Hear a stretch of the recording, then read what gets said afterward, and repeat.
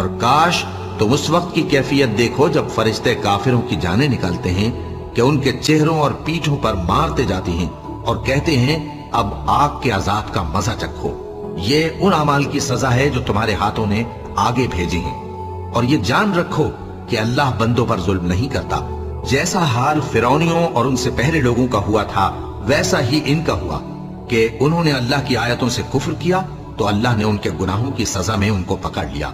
बेशक अल्लाह जबरदस्त है, सख्त अजाब देने वाला है।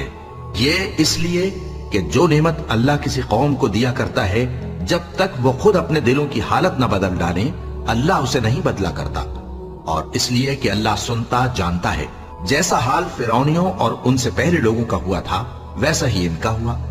उन्होंने अपने परवरदिगार की आयतों को झुटलाया तो हमने उनको उनके गुनाहों के सबब हलाक कर डाला और फिरौनियों को डुबो दिया, और वो सब जालिम थे।